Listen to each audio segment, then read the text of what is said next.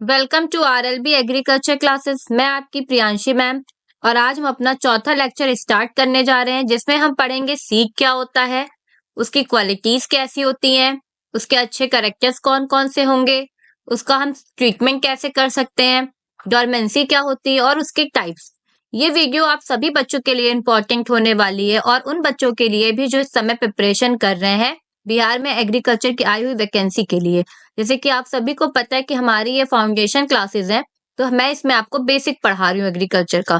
तो जो भी बेसिक पॉइंट्स हैं ये उस सिलेबस से रिलेटेड हैं, तो आपके लिए मेरी वीडियोस काफी इंपॉर्टेंट होने वाली हैं। तो आप इसमें मेरे साथ लास्ट तक जुड़े रहिए और जैसे कि मैंने अपने पुराने वीडियोस में आपके लिए कुछ बोनस पॉइंट्स लाया था, सेम इस वीडियो में भी आपको कुछ बोनस पॉइंट्स देखने को मिलेंगे। आइए अब हम देखते हैं कि सीड क्या होता है। सीड से जैसे कि आप सभी को पता होगा कि सीड को हिंदी में हम बीज कहते हैं, तो इसकी परिभाषा जान लेते हैं। Any material used for sowing और प्लांटिंग और propagation of crop is called as seed. It may be in the form of seed or seedling or tuber or bulb or rhizome or root or graft of any other vegetatively propagated material. अगर इस परिभाषा को हम हिंदी में समझें तो इसका मतलब हुआ कि कोई भी ऐसा मटेरियल, कोई भी ऐसा पदार्थ जिसकी हम बुआई कर सकते हैं या उसको हम डायरेक्टली प्लांट कर सकते हैं। साथ ही साथ हम कुछ पेड़ ऐसे होते हैं जैसे गुलाब हो गया, उनके हम कलम करके प्रोपोगेट करके भी उनको लगा सकते हैं, तो वो सब कुछ हमारा सीड कहलाता है। सीड चाहे तो सीड एक बीजे के फॉर्म में हो सकता है, एक पौध के फॉर्म में हो सकता है, एक ट्यूबर एक बल्ब के फॉर्म में हो सकता है, एक जड़ के फॉर्म में हो सकता है, या फिर हम किसी भी पेड़ की कोई भी कटिंग करके भी हम लगा सकते हैं, एक नया पेड़ हम तैयार कर सकते हैं, तो वो सब हमारा सीड कहलाता है। अगर हम उसको हिंदी में समझे तो बीज पौधे का वो भाग होता है जिसे हम भ्रूण कहते हैं, मतलब कि हम एम्ब्रियो कहते हैं। अव्यवस्थित होता है जिसकी अंकुरण क्षमता, अनुवांशिक एवं भौतिक शुद्धता तथा नमी आदि मानकों पर निर्धारित होती है। मतलब सीड कैसा होता है उसका हम उसके जेनेटिक, उसके फिजिकल अपीयरेंस और कितनी ज्यादा उसमें नमी है, इन सारे ही टर्म से सीड को हम परिभाषित कर सकते हैं। अगर आपसे कोई भी सिंपल भाषा में अगर पूछता है सीड क्या होता है, तो आप बता सकते हैं इट इज अनफर्टाइल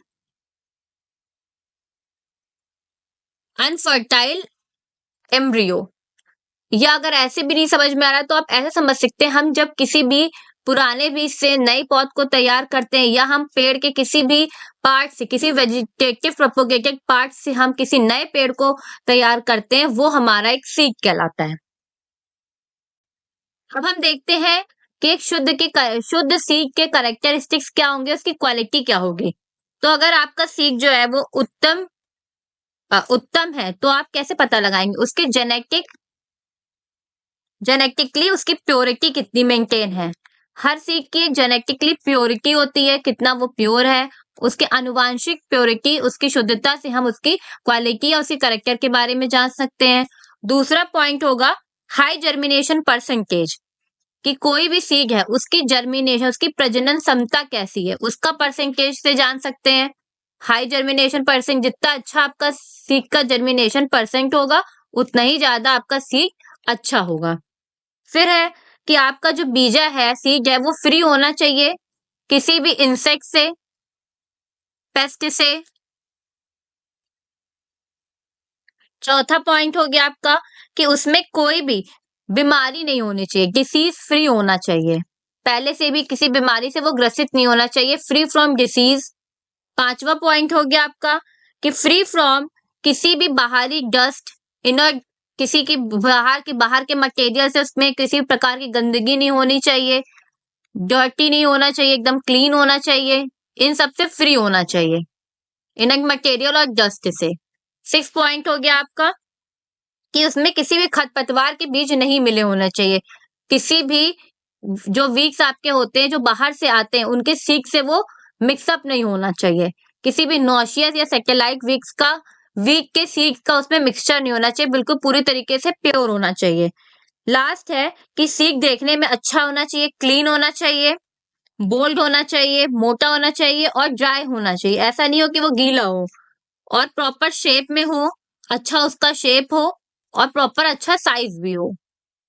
वो सीड आपका प्रॉपर क्वालिटी और कैरेक्टरिस्टिक्स में हर तरह से शुद्ध पाया जाएगा। अब हम देखते हैं सीड ट्रीटमेंट के बारे में। सीड ट्रीटमेंट क्या होता है? बुआई से पहले जब हम सीड को किसी भी केमिकल से ट्रीट करते हैं, चाहे वो बायोकेमिकल हुआ या फिर आपका केमिकल्स हुआ, उनसे ट्रीट करते हैं ताकि उनको किसी भी प्रकार की बुआई के समय हानि ना पहुंचे। इसलिए हम उसको पहले से ही, सोइंग से पहले ही उसको ट्रीट कर लेते हैं, मतलब उसका ट्रीटमेंट, उपचार कर लेते हैं। देखते हैं क्या होता है। It is the process in which the seeds are treated before sowing। जैसे मैंने आपको बताया कि बुआई से पहले ही overcome heavy loss due to natural and unforeseen infection। मतलब या तो वो नेचुरल द्वारा होगा या किसी कीट की वजह से या किसी क्लाइमेट चेंज की वजह से कोई भी हानि पहुंचेगी, या फिर जो हमारे बाहरी इन्फेक्शन होता है, जैसे मिट्टी में कोई इन्फेक्शन पहले से मौजूद था और हमने अगर अपने सीड को ट्रीट कर लिया, तो हम उस सीड बॉर्न या सॉइल बॉर्न, उस तरह की वाटर बॉर्न डिसीजेस से अपने बीज को बचा सकते हैं। तो वो कहलाता है हमारा सीड ट्रीटमेंट, जिससे कि हमारे किसान हैवी लॉस से बचे रह सकते हैं और हमको एक हेल्दी सीड मटेरियल प्राप्त हो सकता है बुआई के लिए, जो कि किसी भी प्रकार के पेस्ट से, डिसीज से फ्री होगा और हमें इसके वजह से हाई वाइबिलिटी मिलती, मतलब उसकी जो जर्मिनेशन परसेंटेज है, उर्वरक क्षमता काफी अच्छी हो जाती है और हमारी जो फसल होगी वो एक वेल एस्टेब्लिश क्रॉप के तौर पे हमको प्राप्त होगी। अब हम देख लेते हैं कि इसके ऑब्जेक्टिव्स क्या होते हैं। इसके ऑब्जेक्टिव में पहले हम बात करते हैं कि जैसे हम किसी प्रकार की जो हमारी डिसीजेज होती है, हम अगर सीड को ट्रीट कर रहे हैं तो हम उनको कंट्रोल कर सकते हैं, चाहे वो सॉइल बॉर्न हो या फिर एयर बॉर्न हो। उन सारी बीमारियों को हम पहले से सीड ट्रीटमेंट करके कंट्रोल कर सकते हैं। हमारा काफी ज्यादा कन्वीनियंस हो जाता है बुआई करने में, हमें बहुत ज्यादा ही सोइंग के टाइम पे आराम मिलता है। हमें बाद में जाके जो दवाइयां अप्लाई करनी पड़ती है, हम उनसे बच जाते हैं, तो हमारे बुआई के मेथड थोड़े कन्वीनियंट हो जाते हैं। तीसरा ऑब्जेक्टिव है कि हम इंसेक्ट्स का भी कंट्रोल कर सकते हैं इसके माध्यम से। जैसे हमारे बहुत ज्यादा इंसेक्ट्स लगते हैं, आपकी सफेद चींटी हो गई, दीमक हो गया, इन सब से भी हम अपनी फसल को सुरक्षित रख सकते हैं। जर्मिनेशन काफी तेज होता है, क्विकर जर्मिनेशन।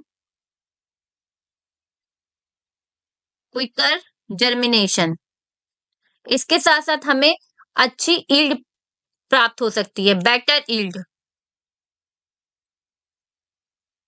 और हमारा जो नाइट्रोजन फिक्सेशन है, जो हमारी फसल, हमारा एटमॉस्फेयर का नाइट्रोजन हमारी जो फसल फिक्स करेगी, वो काफी तेजी से होगा, अच्छा हो सकता है। साथ ही साथ हमारा वर्नलाइजेशन की प्रोसेस भी काफी अच्छी होती है, मतलब काफी वेल मेंटेन हमारी क्रॉप रहेगी। साथ ही साथ हमारा प्रॉपर टाइम होगा फ्लावरिंग का भी। ये नहीं है कि आधे फसल पहले उग रही है, आधी बाद में उग रही है, ऐसा कोई भी डिस्टर्बेंस नहीं होगा। वेल फर्निश हमारी फसल उत्पादन होगी। वर्नलाइजेशन का अगर हम मतलब समझें, तो वर्नलाइजेशन एक ऐसी प्रोसेस होती है जिसमें हम अपने सीड को पानी में डुबो के रखते हैं, ताकि उनकी जो मैच्योरिटी है वो थोड़ा कम हो जाए। मतलब जैसे हमें अगले दिन सुबह सीड को लगाना है, तो एक रात पहले ही हम उसको पानी में भिगो के रखेंगे, जिसकी उसके ऊपर की हार्ड कोट थोड़ी सॉफ्ट हो जाएगी, जिससे कि हमारा जो फसल का मैच्योरिटी पीरियड है वो थोड़ा लॉन्ग की बजाय शॉर्ट हो जाएगा।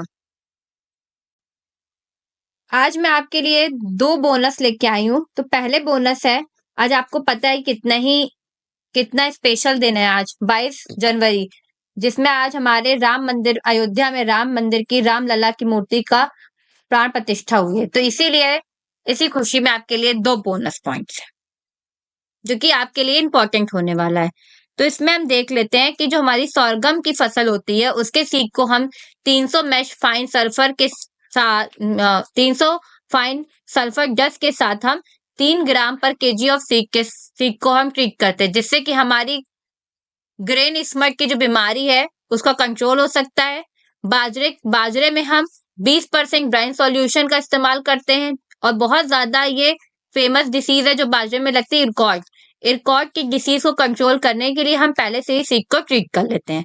फिर हमारे आती है राइस। राइस को हम 3% ब्राइन सॉल्यूशन में इसके सीड्स को हम डिप करके रखते हैं, जो कि हमारा क्या बोलते हैं, ब्लास्ट डिसीज जो कि नर्सरी में आपकी लगती है पहले से, उसको हम उससे निजात पा सकते हैं। फिर हम गेहूं की बात कर लेते हैं, तो हम थायराम से @ 2.5 ग्राम पर केजी ऑफ सीड को ट्रीट करते हैं, जो कि हमारे इसमें डिसीज को कंट्रोल करता है। आइए हम देखते हैं कि सीड डॉर्मेंसी क्या होती है। ये बहुत इंपॉर्टेंट टॉपिक है आपका, जिसमें आपसे बेसिक से लेकर के आगे भी आपसे काफी सारे सब्जेक्ट्स में या एग्रोनॉमी हॉर्टिकल्चर दोनों में ही ये आपको पढ़ाया जाएगा। डॉर्मेंसी क्या होता है? जैसे कि आपने कभी कभी देखा होगा कि हम जब कोई सीड को या बीज को लगाने के लिए मिट्टी में अप्लाई करते हैं, लेकिन वह बीज अंकुरित ही नहीं होता है या काफी समय लेता है। समय लेने के काफी हम बोने के उसके काफी दिन के बाद वो जर्मिनेट होता है, लेकिन आप देखते होगे कि वो एकदम से छोटा सा कमजोर सा पौधा दिखता है, लेकिन अंकुरन होने के और अंकुरित हो तो जाता है कैसे तैसे, और कमजोर दिखेगा या वो 2 से 3 दिन बाद ही बिल्कुल नष्ट हो जाएगा। तो मेरे कहने का ये मतलब था, जब कोई भी बीज अंकुरन के लिए उपयुक्त वातावरण या प्रॉपर परिस्थितियां उसको नहीं मिलती हैं, तो इस वजह से वो अंकुरन ना होकर के वो निष्क्रिय अवस्था में मिट्टी के नीचे ही पड़ा रहता है। जब उसको प्रॉपर उपयुक्त वातावरण या फिर उपयुक्त परिस्थितियां मिलती हैं, उसके बाद उसका अंकुरन होना शुरू होता है। अगर हम परिस्थितियों की बात कर लें तो किस तरह की परिस्थितियां होंगी? 2 तरह की आपकी परिस्थितियां होंगी, एक होगा आपका एक्सटर्नल, दूसरा आपका इंटरनल। जैसे कि हमारा हवा हो गया, पानी हो गया, प्रकाश हो गया, पोषक तत्व हो गए इत्यादि। जैसे हमारा एक सीड होता है, जब हम उसको मिट्टी में डालते हैं वो इनमेच्योर सीड की अवस्था में होता है, फिर वो धीरे धीरे उसकी राइपनिंग शुरू होती है, वो मैच्योर होने लगता है, एक वाइबल सीड के तौर पे हमें मिलता है। फिर उसको एक फेवरेबल एक्सटर्नल और इंटरनल कंडीशन दोनों मिलती है। फिर उसमें इनवाइबल जो उसका ऊपर का कोड होता है वो इनवाइबिलिटी मैच्योर सीड में तब्दील होता है। फिर उसमें टेस्टल रेप्यूट्योर होता है, और फिर वहां पे जाकर के सीड का जब हमारे कर्टिलेजर्स और रेडिकल्स का फॉर्मेशन होता है, प्यूमिल्स का फॉर्मेशन होता है, तो सीड का जर्मिनेशन होना शुरू होता है। कुछ सीड हमारे ऐसे होते हैं जब उनको एक्सटर्नली अच्छी कंडीशन मिलती है, उसके बाद भी वो डोरमेंट मैच्योर की अवस्था में नहीं आते और वो प्रॉपर एक पेड़ में तब्दील नहीं होते हैं। तो उसके लिए हम कुछ आर्टिफिशियल ट्रीटमेंट करते हैं, जैसे कि आपका सैक्रिफिकेशन हो गया या हॉट वाटर ट्रीटमेंट हो गया। हम डायरेक्ट उनको व्हाइट और रेड लाइट के कांटेक्ट में बीज को लाते हैं, या हम कुछ हार्मोनल केमिकल ट्रीटमेंट करते हैं, जिससे कि हम उसकी जो डोरमेंसी होती है, जिसको हम हिंदी में सुषुप्तावस्था कहते हैं, उसमें वो ब्रेक डाउन होता है। ब्रेक डाउन होने के बाद जो हमारा सीड होता है वो वाइबल होकर के एक छोटे से प्लांट में तब्दील होता है। तो ये कहलाती है हमारी सीड की डोरमेंसी। अब हम देखते हैं कि इसके कॉज क्या होते हैं। ऐसा किस वजह से होता है कि हमारा जो सीड है वो डोरमेंसी में पहुंच जाता है? तो जब हमारे मिट्टी में भी एरिएशन होता है, जैसे कि मैंने आपको पिछली क्लासेस में पढ़ाया था कि हमारी सॉइल में भी एयर की हमें जरूरत पड़ती है। तो जब सॉइल में एरिएशन की प्रोसेस होती है, उसके लिए ऑक्सीजन की आवश्यकता होती है, और हर प्लांट को ऑक्सीजन और कार्बन डाइऑक्साइड की जरूरत पड़ती है। तो जब हमारी सॉइल पुअर होती है, उसमें उसका एरिएशन अच्छे से नहीं हो पाता है, तो भी हमारा सीड जो होता है वो डोरमेंसी में पहुंच जाता है, या उसको बहुत ज्यादा एक्सेस अमाउंट में मॉइस्चर की प्राप्ति हो जाती है, इतना उसको नहीं चाहिए था तब भी मिल गया है, या फिर मॉइस्चर की डिफिशियंसी की वजह से भी वहां पे सीड की डोरमेंसी होती है। सॉइल में हाई टेम्परेचर मिलना, हर फसल का अपना एक अलग टेम्परेचर होता है, एक अलग तापमान होता है कि कितनी अवस्था में वो जर्मिनेशन स्टेज पे पहुंचेगी। तो हर सीड का एक अलग जर्मिनेशन जर्मिनेशन का टेम्परेचर होता है। तो या तो कभी कभी सीड को बहुत हाई टेम्परेचर मिलने से या फिर लो टेम्परेचर की वजह से हमारा सीड डोरमेंसी में पहुंच जाता है। इसीलिए एक सुटेबल टेम्परेचर हमेशा मिलना चाहिए। जब हमने सीड को लगाया है और उसी समय अटैक हो जाता है हमारी पेस्ट का, डिवीज का, या कोई एक्सटर्नल इफेक्ट, जैसे कि हमारी चिड़िया आई और उसने हमारे सीड को उठा लिया और उसने वहां पे उसके मैच्योर होने से, उसके इमरजेंस होने से पहले ही उसमें कुछ डैमेजेस आ गए, तो उस वजह से भी हमारा सीड जो है वो प्रॉपरली मैच्योर नहीं हो पाता है, वो डोरमेंसी में पहुंच जाता है। या फिर हमने बहुत ज्यादा डेप्थ रख दी होती है। जब हम सीड की सोइंग करते हैं तो हम उसमें बहुत ज्यादा सोइंग के समय हर अलग अलग फसल का, अगर हमारा बीज काफी छोटा होता है तो हम उसमें डेप्थ कम रखते हैं।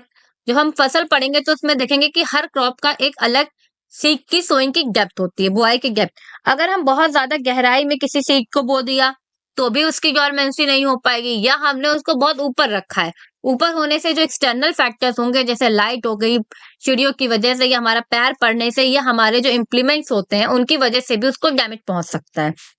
तो हमें proper depth of sowing maintain करनी पड़ती है। साथ ही साथ हम ये देखते हैं कि जो हमने सीड बेड प्रिपेयर की है वो रफ नहीं होनी चाहिए, पुअर नहीं होनी चाहिए, अच्छी होनी चाहिए। अगर सीड सीड बहुत अगर हमारा सीड बैग ही काफी हार्ड होगा तो उनके जो रेडिकल्स प्रोम्यूल्स रहेंगे उसको ऊपर आने में बहुत ज्यादा इमरजेंस करने में बहुत दिक्कत होगी। और साथ ही साथ हमारा की जो सीड है उसका पुअर जर्मिनेशन नहीं होना चाहिए, किसी भी बीमारी से उसको कोई प्रभावित ना हो पहले से, या फिर उसको किसी भी प्रकार का पहले से चोट ना लगी हो, या हम कभी कभी जैसे कि हमारी बहुत सारी मशीन्स होती है उनके सहायता से हम सीड को बोते हैं, तो उसकी वजह से भी कभी कभी हमारा सीड डैमेज हो जाता है। तो उसमें किसी प्रकार का कोई भी डैमेज ना हो, उसके जो अच्छे से उसमें फॉल्टी सीड नहीं होना चाहिए, नो फॉल्टी सीड। आइए अब देख लेते हैं type of dormancy. Dormancy basically 3 तरह की होती हैं जो बहुत इंपॉर्टेंट होती हैं तीनों। इसमें पहला है इनएक्ट डोरमेंसी। अब हम देख लेते हैं कि इनएक्ट डोरमेंसी क्या होती है। इनएक्ट डोरमेंसी आपकी जेनेटिकली करेक्टर की वजह से अकर होती है। Genetically character occur due to genetic character of seed, कि हमारी जो सीड है, हमारा जो बीज है, उसकी अनुवांशिक कैसे करेक्टर होंगे उस पे हमारी इनएक्ट डोरमेंसी डिपेंड करती है। जैसे कि उसका सीड का हार्ड कोड हो गया, ऊपर का जो कोड होता है वो कितना सख्त होगा, कैसे उसकी कोडिंग हुई है, या फिर उसका एम्ब्रियो कैसा है, इनमेच्योर है कि मैच्योर है। एम्ब्रियो, इमेच्योर एम्ब्रियो, इसमें देखिए हम कुछ कर नहीं सकते, क्योंकि क्या होता है ये एक सीड के भौतिक लक्षण होते, सॉरी भौतिक नहीं, आनुवांशिक लक्षण होते हैं। तो इसमें तो हम कुछ नहीं कर सकते, इसमें जो ब्रीडर का काम होगा वो वही कर सकता है कि जो, इसीलिए हम कहते हैं कि हमें हमेशा अच्छे सीड और सर्टिफाइड सीड को खरीदना चाहिए, ताकि उसके जेनेटिक करेक्टर जो होंगे वो काफी अच्छे होंगे, मेंटेन होंगे, जेनेटिकली मॉडिफाइड रहेंगे, सब कुछ शुद्ध होगा सीड। फिर हम बात करते हैं इनफोर्ट डोरमेंसी की। इनफोर्ट डोरमेंसी की बात करी जाए तो ये एक ऐसी अवस्था होती है जिसमें हमें हमारे सीड को डिफिशियंसी होती है ऑक्सीजन की, डिफिशियंट ऑक्सीजन, या फिर एक्सेस होती है CO2 की, या फिर हम क्या करते हैं कि जब हम सीड की बुआई करते हैं तो हम उसको डीप प्लेसमेंट कर देते हैं, deep placement of seed in soil. जैसे कि मैंने आपको बताया ही था ऊपर कि अगर हमारे प्रॉपर एरिएशन नहीं होता है मिट्टी में, तो उसकी वजह से हमें हमारा जो सीड होता है वो सुसुप्तावस्था में पहुंच जाता है। तो इन फोर्स्ड डॉर्मेंसी में यही होता है कि जब हमारी मिट्टी में या हमारे सीड को प्रॉपर CO2 नहीं मिल पाती है, या फिर ऑक्सीजन की कमी होती है, या बहुत अभाव में बहुत ज्यादा ही हमें हमारे पौधों को CO2 मिलने लगी बीज को, या फिर हमने बहुत ज्यादा गहराई में अपने सीड को सोइंग कर दिया, तो इसकी वजह से उसको इनफोर्स डॉर्मेंसी को फेस करना पड़ता है। फिर हमारी आती है इंड्यूस डॉर्मेंसी। ये एक sudden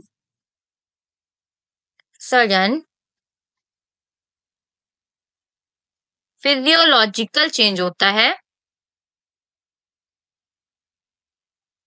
physiological change in seed bye unfavourable condition, जब उसको प्रॉपर अनुकूल तापमान नहीं मिलता है, अनुकूल क्लाइमेट नहीं मिलता है, उस वजह से उसमें कुछ सडन फिजियोलॉजिकल चेंज, कुछ भौतिक बदलाव आते हैं, फिजिकल चेंज होते हैं जब उसको अनुकूल तापमान नहीं मिलता है परिपक्व होने के लिए, तो वो कहलाता है हमारा इंड्यूस्ड डॉर्मेंसी। तो हम देखते हैं कि सीड की हम डॉर्मेंसी को कैसे ब्रेक कर सकते हैं। तो पहला हमारा मेथड आता है सैक्रिफिकेशन। आज आपको थोड़ी सी एक्स्ट्रा आवाजें सुनाई देंगी क्योंकि बहुत ज्यादा पटाखे फूट रहे हैं 22 जनवरी के उपलक्ष्य में। सैक्रिफिकेशन एक ऐसी प्रोसेस होती है जिसमें जो हमारा जो सीड होता है, ये सीड होता है, इसकी जो ऊपर की ये सीड की कोटिंग होती है, बहुत हार्ड लेयर, उस हार्ड लेयर को, उस हार्ड कोट को ब्रेक करने के लिए कुछ केमिकल का यूज किया जाता है। हम अपने सीड को डाइल्यूट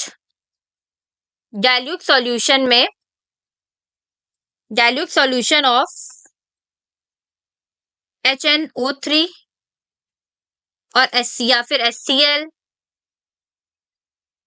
या फिर H2SO4 के सॉल्यूशन में कुछ समय के लिए डिप करते हैं, तो जिससे कि सीड की जो हार्ड कोटिंग होती है वो ब्रेक डाउन हो जाता है।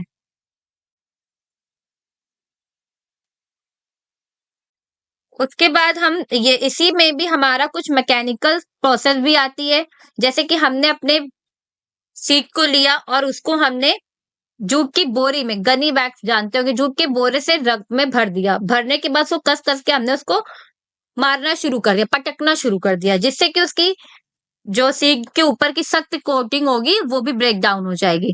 तो हम गनी बैग का जो मेथड होता है वो हमारा मैकेनिकल मेथड में आता है।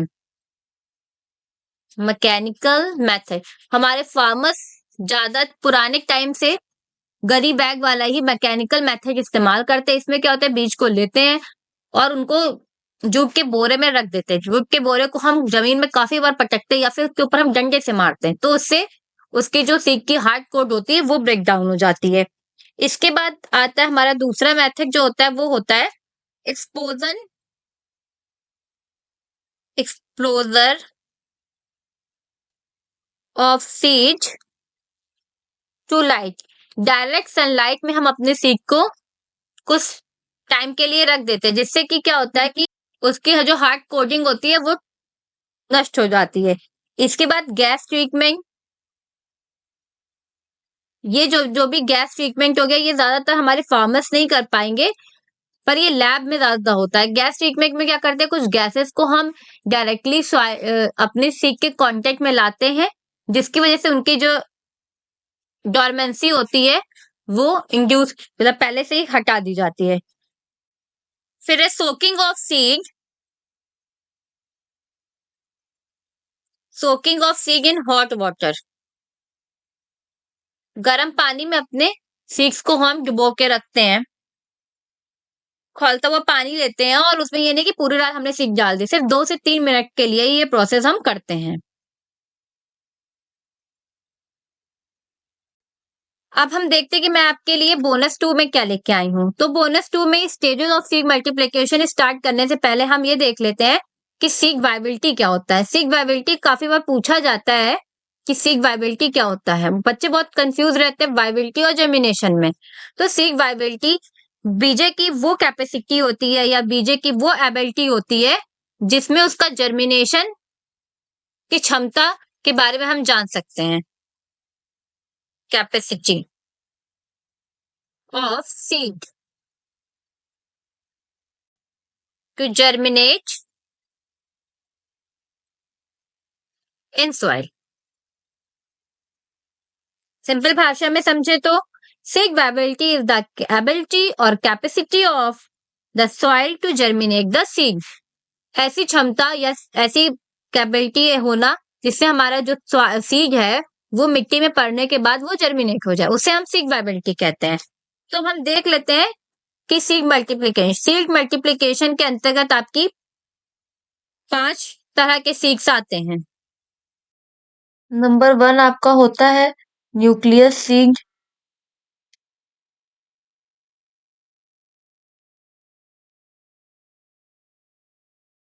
जो कि आपका प्योर सीड होता है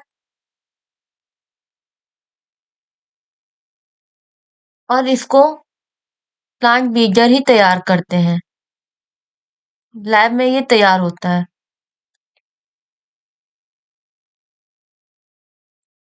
दूसरा आपका होता है ब्रीडर सीड।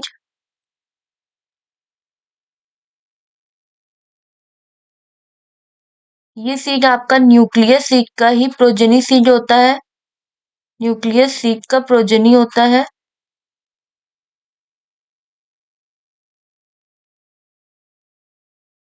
और ये भी आपका ब्रीडर के द्वारा ही तैयार किया गया और उन्हीं वही यूज करते हैं।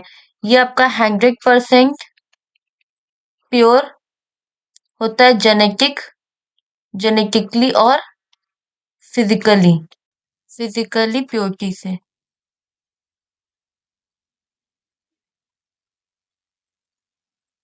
बट ये आपको नॉर्मल मतलब आप ये फार्मर्स के लिए अवेलेबल नहीं होगा। उसके बाद हमारा आता है फाउंडेशन सीड। फाउंडेशन सीड जो होता है वो न्यूक्लियर और ब्रीडर सीड के प्रोजेनी से मिलके बनता है।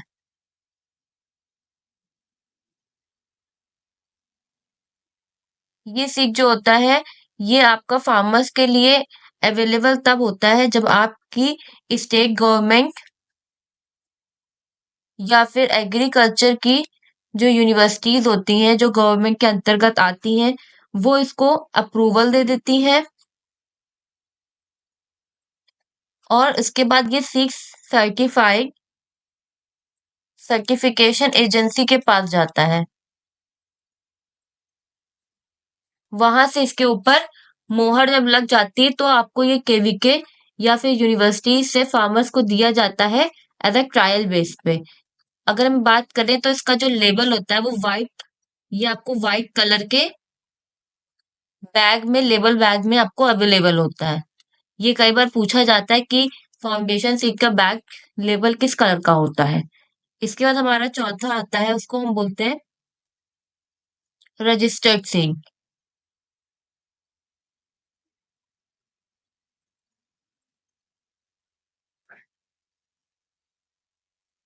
रजिस्टर्ड सीड भी हमारा ये भी एक तरीके से फाउंडेशन सीड से ही के ही थ्रू फॉर्म होता है।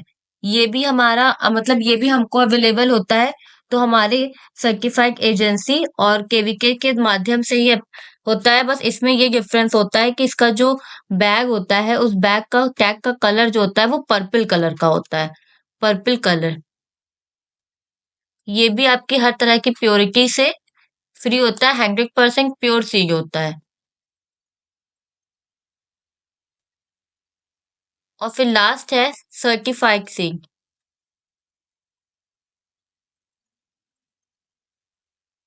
जो कि आपको जो भी गवर्नमेंट की सर्टिफाइड शॉप्स होती हैं वहां पे ये इजीली मिल जाएगा। फार्मर्स इसी को जो फार्मर्स हमारे फील्ड पे अप्लाई करते हैं वो यही सीड होता है जो इजीली उनको मिल जाता है। ये ब्लू कलर के बैग में आपको अवेलेबल होता है फार्मर्स को।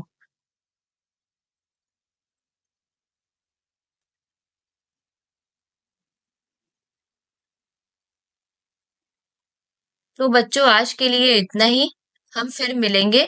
जय श्री राम। और अगर आप लोगों को मेरा पढ़ाना अच्छा लग रहा है तो मेरी वीडियो को लाइक करें, और चैनल को सब्सक्राइब करें। इससे मुझे भी अच्छा लगेगा और मुझे मोटिवेशन भी मिलेगी ताकि मैं अपना ये इनिशिएटिव जारी करती रहूं। तो शेयर करो अपने सारे दोस्तों को और टेलीग्राम ग्रुप ज्वाइन करो। चैनल के अबाउट में लिंक इजीली मिल जाएगा। फिर मिलेंगे अपने नेक्स्ट क्लास में। बाय।